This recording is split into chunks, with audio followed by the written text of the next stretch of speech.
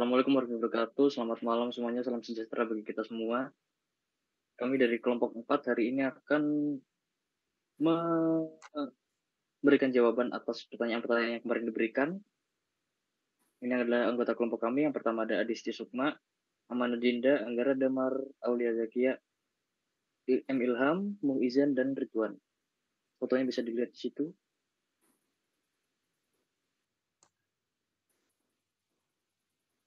Soal nomor 1, jelaskan apa risiko bila terjadi penurunan diferensial pada pondasi tangki. Next.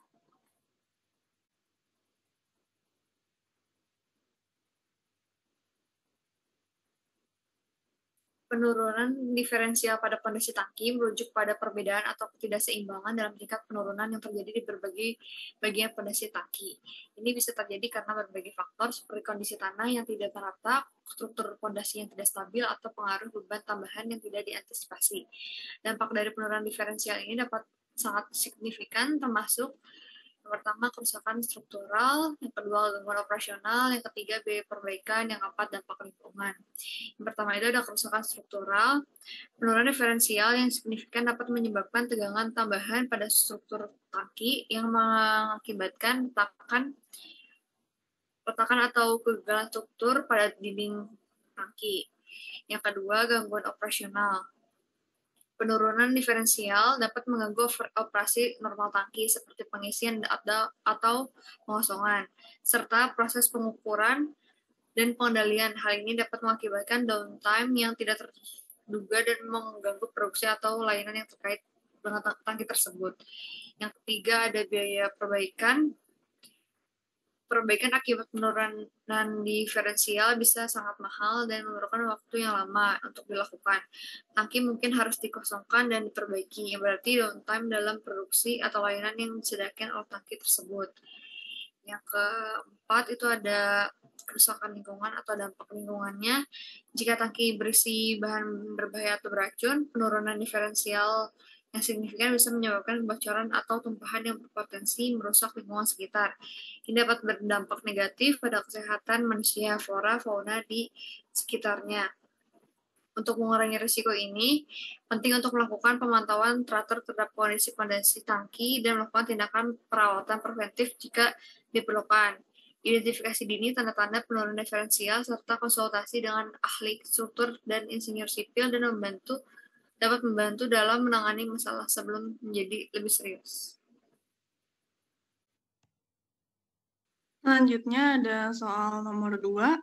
Jelaskan apa kelebihan teknologi vakum dibandingkan dengan teknik fondasi lain yang digunakan dalam pembangunan fondasi tangki besar penampung BBM, minyak sawit, lapangan terbang di lahan gambut, dan jalan tol di lahan gambut. Next.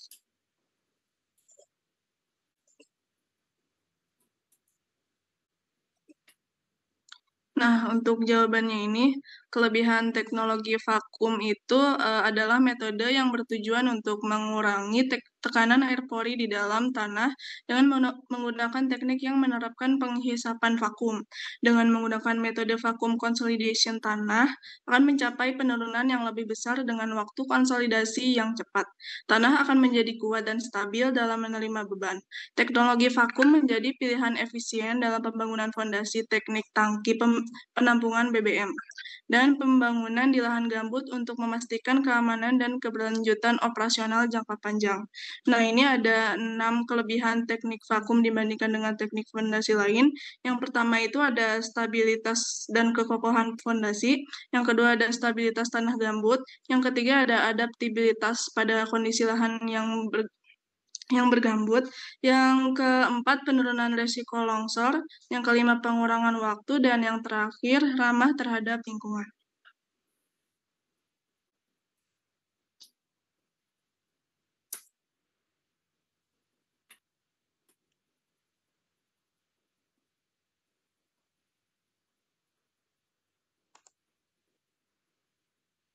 Lalu ada di soal nomor 3, yaitu jelaskan bagaimana langkah-langkah Anda untuk mendeteksi kebocoran di sistem distribusi dengan metode step test. Untuk memperjelas, boleh disertakan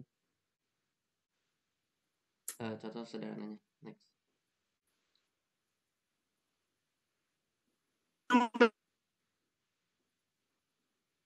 Oke, metode step test adalah salah satu metode yang digunakan untuk menguji stabilitas dan kemampuan beban fondasi, termasuk fondasi tangki. Metode ini umumnya digunakan untuk mengevaluasi kemampuan fondasi dalam menahan beban vertikal dengan membebankannya secara bertahap hingga mencapai batas tertentu. Di sini kami punya studi kasus. Contohnya seperti kelompok kami bertanggung jawab atas sistem distribusi air bersih di sebuah perumahan yang terdiri dari 5 blok, yaitu blok A, B, C, D, dan E. Yaitu terjadi permasalahan dalam penurunan tekanan air yang signifikan di beberapa rumah, dan kelompok kami mencurigai adanya kebocoran pipa distribusi.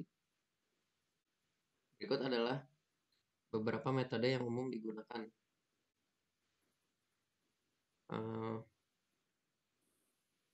Langkah-langkah step test yaitu pertama pemetaan sistem. Pemetaan sistem yaitu membuat peta jaringan pipa distribusi perumahan, menandai lokasi pipa utama, pipa cabang, katup isolasi, dan sambungan. Lalu ada pembagian zona, yaitu membagi sistem distribusi menjadi 5 zona, masing-masing sesuai dengan blok perumahan, dengan katup isolasi sebagai pembatas antar zona. Lalu ada pengukuran tekanan awal, yaitu melakukan pengukuran tekanan air pada titik awal setiap zona, misalnya pada katup utama sebelum masuk ke masing-masing blok, dan mencatat hasil pengukurannya.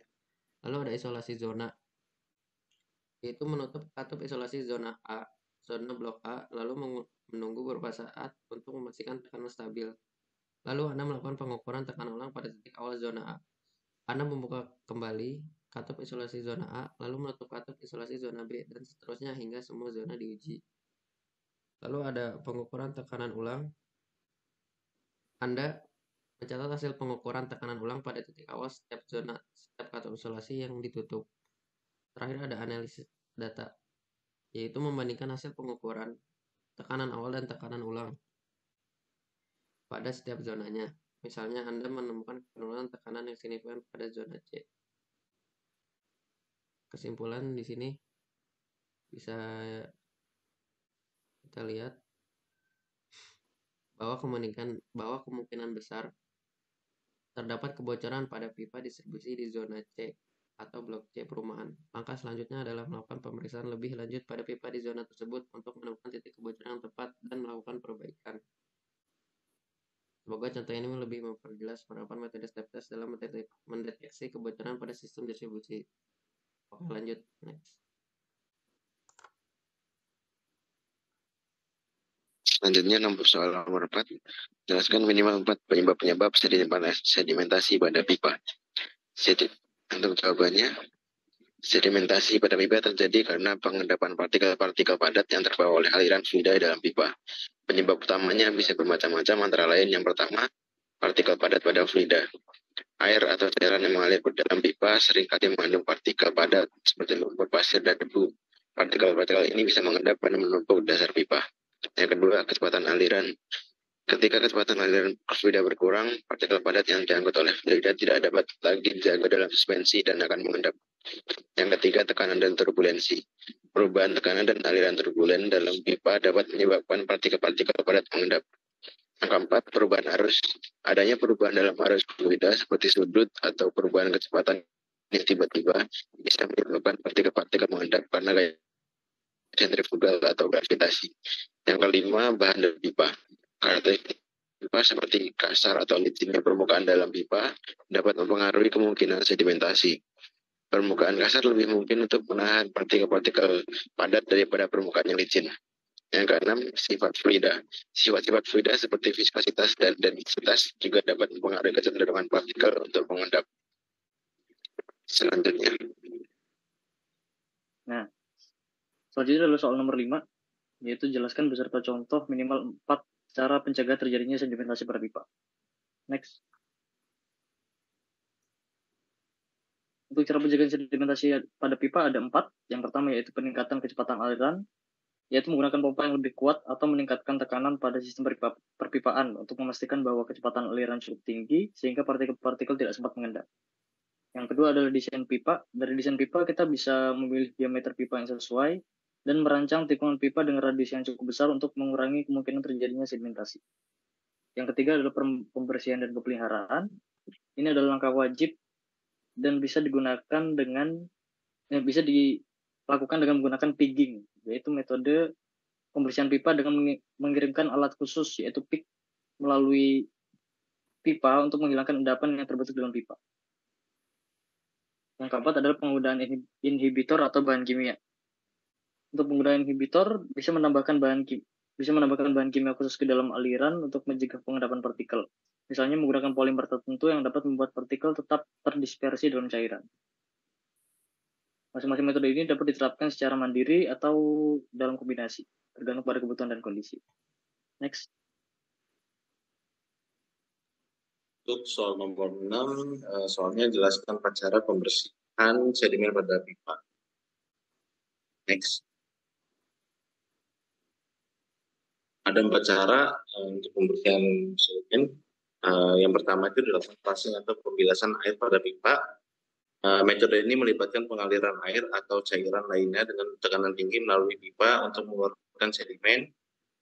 Untuk jenis flushing itu yang pertama itu ada hydroflushing menggunakan air bertekanan tinggi. Yang kedua itu ada air flushing menggunakan udara bertekanan tinggi untuk membersihkan pipa.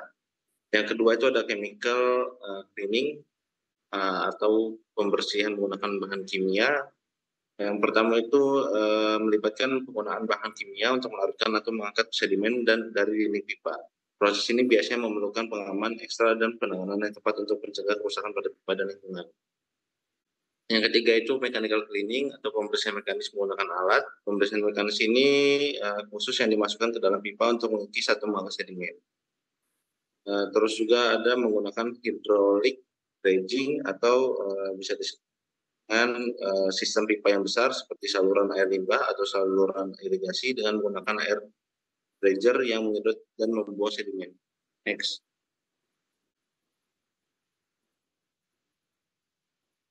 Selanjutnya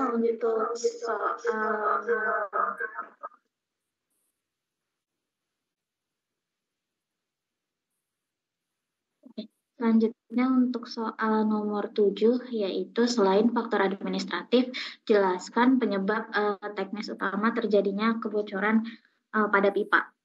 Next. Kebocoran pada pipa ini merupakan kondisi di mana retakan atau lubang atau terbukanya bagian pada pipa yang mengakibatkan keluar atau masuknya bahan dari dan atau ke dalam pipa secara tidak terkendali. Kebocoran pipa ini dapat memiliki berbagai penyebab dan dampaknya dapat bervariasi tergantung pada ukuran, lokasi, dan juga jenis pipa yang digunakan. Nah, berikut adalah beberapa penyebab umum dari kebocoran pipa. Yang pertama ada faktor teknis. Untuk faktor teknis ini dibagi jadi 3 penyebab lagi, yaitu korosi, tegangan mekanis, dan juga pemasangan pipa yang tidak tepat. Untuk korosi, ini merupakan salah satu penyebab utama terjadinya kebocoran pipa. Korosi dapat disebabkan adanya reaksi kimia antara material pipa dengan air atau zat kimia lain yang mengalir di dalamnya. Jadi tergantung pada fluida yang ada di dalam pipa tersebut. Nah, korosi terhadap pipa juga dapat disebabkan oleh suhu dan juga kondisi dari lingkungannya. Yang kedua ada tegangan mekanis. Nah, ini pipa dapat mengalami kebocoran jika di dalamnya pipa mengalir fluida dengan tekanan yang tinggi atau getaran yang kuat. Hal ini dapat menyebabkan keretakan atau kerusakan pada dinding pipa. Dan yang ketiga ada pemasangan pipa yang tidak tepat. Kesalahan dalam pemasangan pipa dapat menyebabkan kebocoran. Maka dari itu, pada saat proses pemasangan pipa, mulai dari teknik yang digunakan sampai dengan bahan tambahan dan jenis pipa harus diperhatikan, terutama pada bagian join antara pipa satu dan pipa lainnya juga harus diperhatikan. Pemasangan pipa yang buruk ini dapat menyebabkan kelemahan struktural pada pipa yang dapat menyebabkan adanya leaking atau kebocoran. Yang kedua adalah faktor lingkungan. Faktor lingkungan dapat mempengaruhi poin kedua, selain tadi faktor teknis, ada faktor lingkungan. Nah, faktor lingkungan dapat mempengaruhi kebocoran pipa karena dengan adanya perubahan cuaca, tadi seperti yang ada di faktor teknis juga, dengan adanya perubahan cuaca, seperti suhu dan kelembapan, ini dapat mempengaruhi kondisi dari material pipa yang digunakan. Nantinya dapat menyebabkan pipa korosif atau berkarat. Nah, perubahan suhu juga menyebabkan adanya perubahan dimensi pada pipa yang juga dapat mengakibatkan kebocoran. Yang faktor ketiga itu adalah faktor operasional. Dalam cara operasional pipa dapat menyebabkan kebocoran. Ini terjadi jika tekanan fluida yang dialirkan dari dalam pipa ini tidak terkendali. Nah, operasi yang tidak tepat dapat menyebabkan stres tambahan pada pipa dan juga mempercepat terjadinya kebocoran. Dan faktor operasional juga mencakup pada usia pipa. Jadi semakin lama pipa beroperasi, maka semakin tua umur pipa tersebut. Jika semakin tua umur pipa tersebut, maka dapat timbul kebocoran pada pipa. Lalu yang terakhir adalah adanya kerusakan akibat bencana alam. Bencana alam yang dimaksud di sini seperti gempa bumi, banjir, atau kecelakaan konstruksi yang dapat menyebabkan kerusakan struktural pada pipa, akhirnya menyebabkan kebocoran. Nah, selain itu, kegagalan struktural juga disebabkan oleh kekurangan dalam hal mendesain dari pipanya sendiri dan juga pemeliharaan yang buruk sehingga dapat menyebabkan kebocoran. Next. Sekian dari nomor 7. Sekian dari kelompok kami. Terima kasih atas perhatiannya. Mohon maaf atas segala kesalahan. Assalamualaikum warahmatullahi wabarakatuh.